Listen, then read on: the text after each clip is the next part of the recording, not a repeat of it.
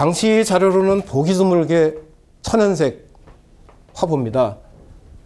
대한독립선언서라고 적혀 있습니다. 그리고 기원 4252년이라고 되어 있습니다. 그리고 3월 1일, 그리고 태극기가 양쪽에 걸려 있고요. 1919년 영어로 1919년 3월 1일이라고 적혀 있습니다. 3월 1일 오후 서울에서 만세 시위가 시작된 시점을 가리키는 겁니다. 이 선언서는 앞에 본 선언서와 동일한 내용입니다. 근데 이 자료 하단에 보면은 선언서를 보여주고 그 하단에 보면은 대한민국 임시정부의 성립이라고 되어 있습니다. 3.1 운동과 대한민국 임시정부가 바로 연결된다는 것을 보여주는 그런 그림입니다. 대한민국 임시정부의 성립, 국무총리 이승만, 내무총장 안창호, 외무총장 김기식, 법무총장 이시영, 재무총장 최재형, 국무총장 이동영, 교통총장 문창범 이렇게 되어 있습니다. 그리고 바로 옆에 대한민국 임시헌장이라는 것이 들어가 있습니다. 1919년 4월 11일 출범한 대한민국 임시정부의 임시의정원. 임시의정원은 임시라는 말이 붙었지만 지금으로 치면 국회입니다. 국회에서 처음으로 만든 헌법문서입니다. 임시헌장이라는 이름으로 만들었지만 처음 만든 헌법문서입니다. 이 대한민국 임시헌장이 왜 중요하냐면은 임시헌장은 10개조로 되어 있는 아주 간단한 헌법문서지만 그 이후 대한민국이 지향할 바를 갖다가 압축적으로 보여주고 있습니다. 그리고 이 가운데 상당수가 지금 현재의 헌법으로도 이어지고 있습니다. 제1조 대한민국은 민주공화제로 함.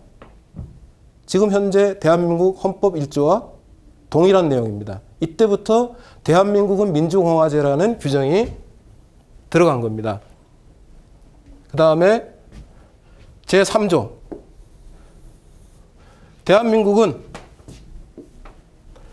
대한민국의 인민은 남녀 귀천 및 빈부의 계급이 무하고 일체 평등함. 아까 민족 3.1 운동은 혁명으로도 볼 수 있다는 얘기를 했는데 바로 이 점에서 혁명이라는 겁니다. 민주공화제를 했다는 점에서도 혁명이고 동시에 사회혁명으로서의 성격을 갖고 있습니다. 대한민국에서는 모든 인민이, 당신이 인민이라는 표현을 썼는데 모든 인민이 평등하다는 겁니다.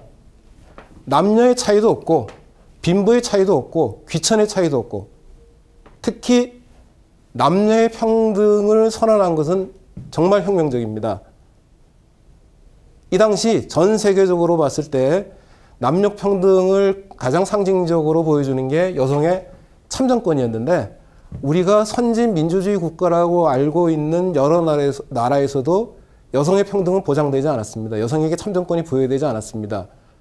19세기 말 뉴질랜드에서 여성에게 처음으로 참정권을 부여하긴 했지만 영국이나 미국 같은 나라에서도 이 당시는 여성의 참정권을 인정하지 않았습니다. 그런데 우리 애국지사들은, 독립운동가들은 대한민국 임시정부를 만들면서 바로 남녀의 차별이 없다고 선언을 한 겁니다. 자, 5조에 보면은 대한민국의 인민은 공민 자격이 유한 자는 선거권 및 피선거권이 있음. 3조에서 대한민국의 인민은 남녀의 차이가 없다 그랬죠. 평등하다 그랬죠. 그리고 대한민국 인민은 모두 선거권 및 피선거권이 있다 그러니까 3조와 5조를 연결시키면은 대한민국의 여성도 남성과 마찬가지로 참정권이 있다는 겁니다. 여성의 참정권을 인정했다는 건 하나만으로도 이 대한민국 임시정부의 임시헌장은 대단히 혁명적인 것이었습니다. 또 대한민국의 인민은 교육, 납세 및 병역의 의무가 있음. 또 중요한 것이 9조. 생명형, 신체형 및 공창제를 전폐함. 법에 의해서, 근대 국가에서는 법에 의해서 죄를 지면 법에 의해서 생명형, 신체형을 가하는데 그거 자체를 부정한 겁니다.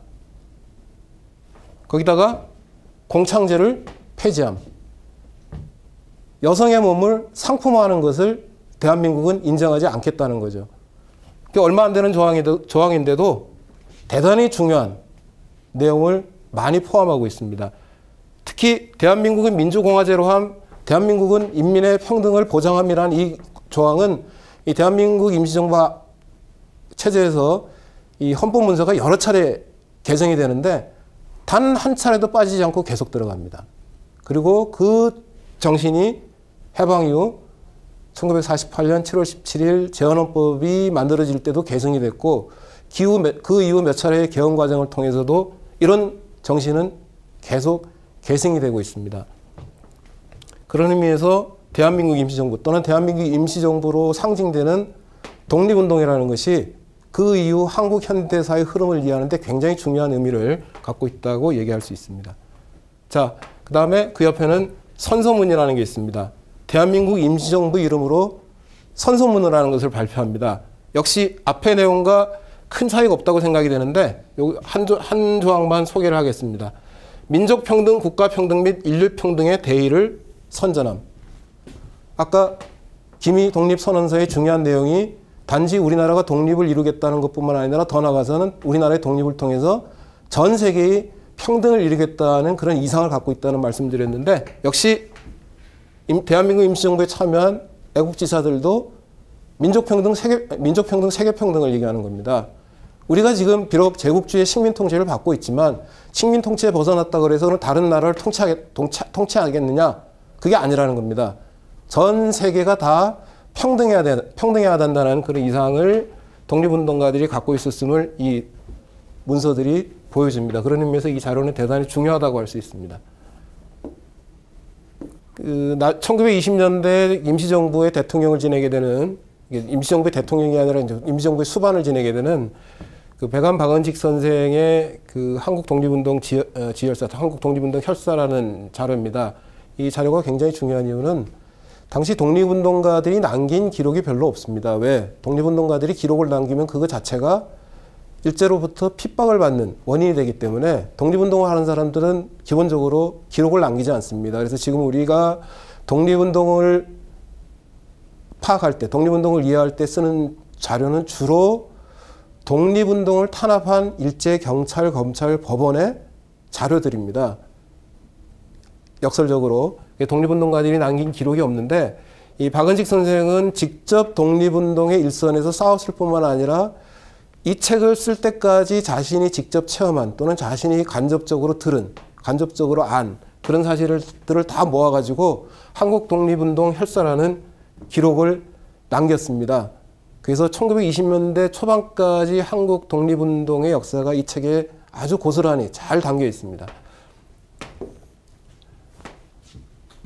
3.1운동과 관련해서도 굉장히 긴 기록을 남겼습니다.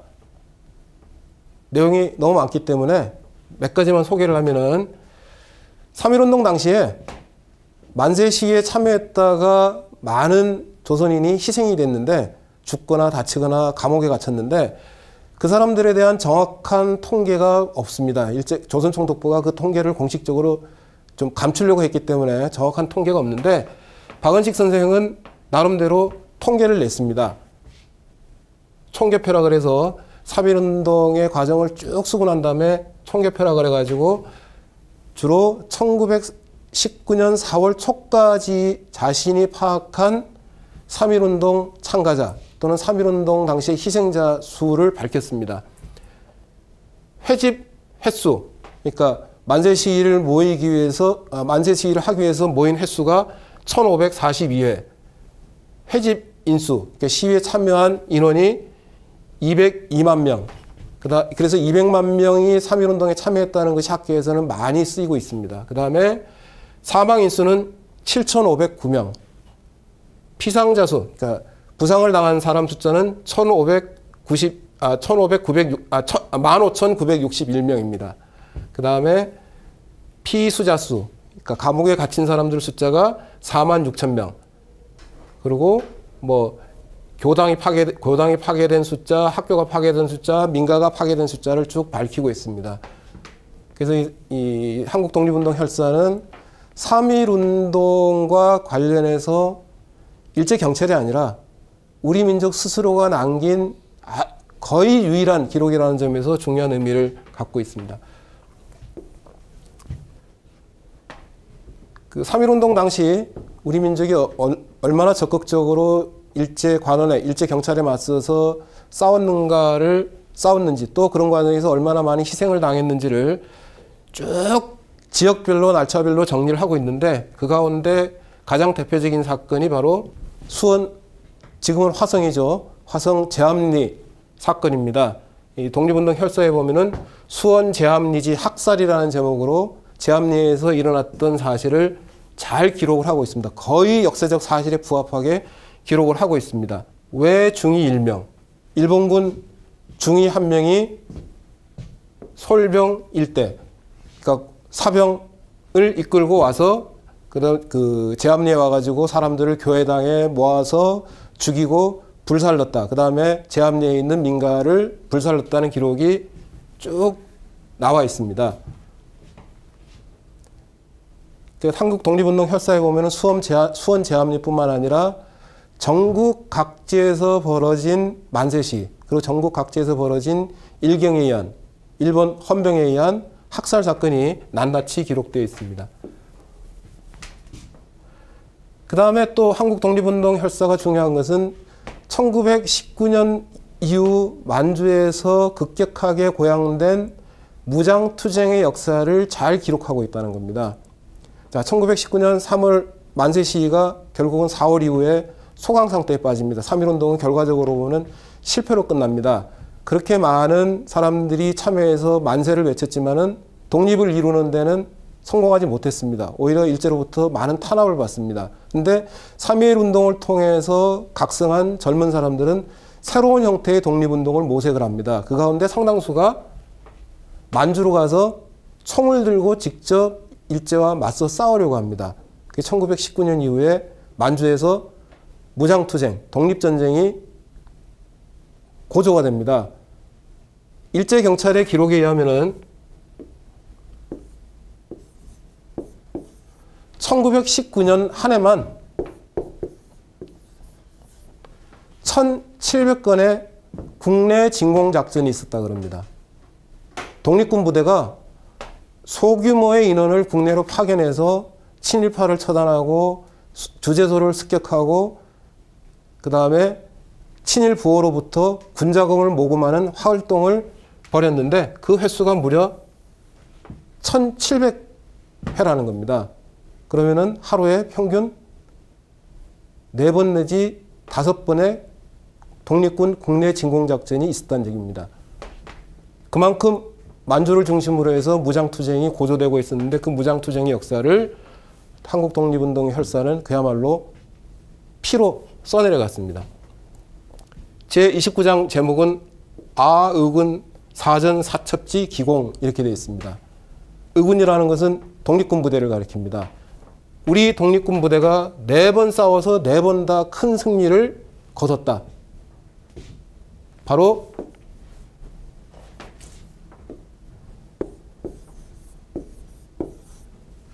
(1920년에) 일어난 독립군의 대첩을 가리키는 겁니다. 1920년에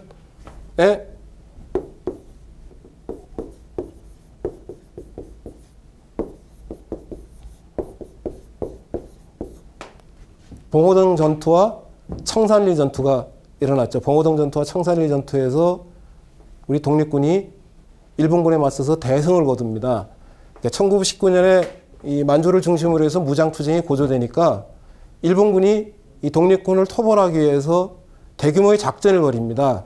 그래서 독립군들이 이제 일본군은 정규군대고 무장도 잘 돼 있으니까 정면으로 붙어서는 승산이 없습니다. 그래서 계속 후퇴를 하면서 일본군과 맞서 교전을 벌여서 큰 승리를 거둔 게 바로 봉오동 전투와 청산리 전투입니다. 봉오동 전투는 홍범도 부대가 벌였고 청산리 전투는 김자진 부대, 홍범도 부대를 비롯해서 여러 독립군 부대가 연합을 해서 전투를 벌였습니다.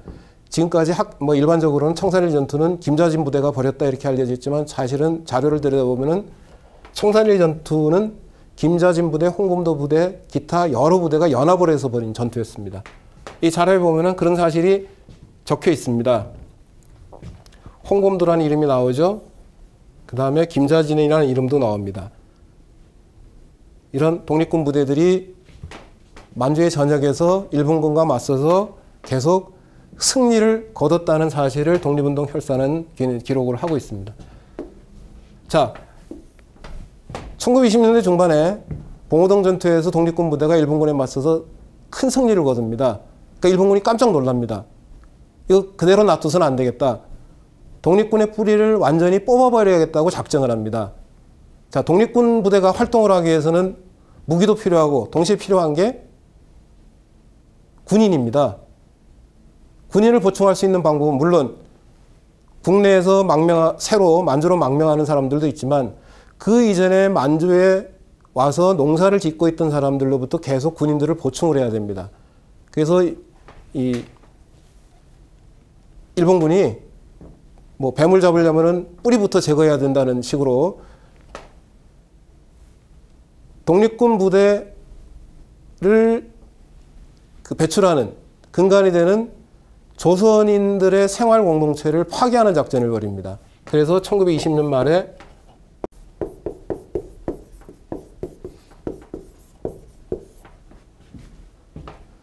경신참변이라는 것을 일으킵니다.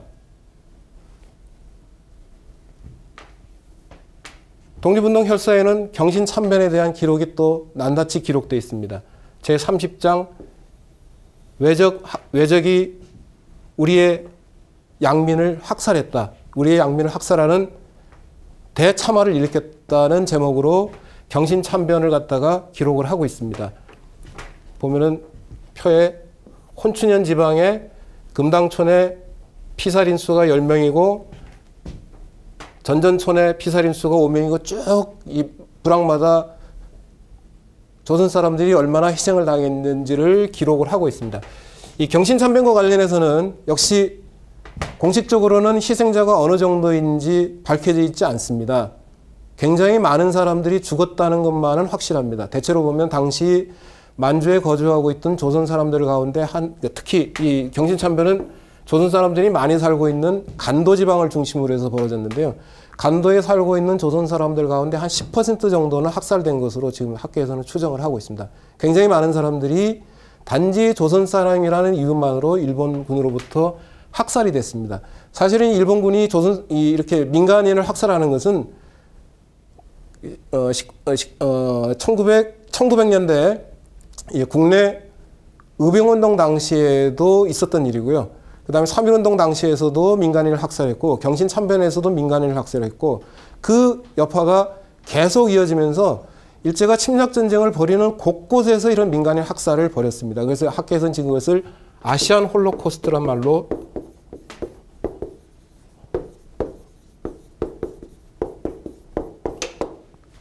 파악을 하고 있습니다. 나치가 유태인을 학살한 것을 홀로코스트라 그러는데 그런 학살이 단지 나치에서만 유럽에서만 벌어진 것이 아니라 아시아에서도 일본 제국주의자들에 의해서 벌어졌다. 그래서 아시안 홀로코스트라고 부르는데 그런 아시안 홀로코스트의 전사를 이루는 게 바로 이 경신참변입니다. 경신참변 당시에 무장하지도 않은 사람들, 민간인들을 갖다가 그냥 학살을 죽인 겁니다.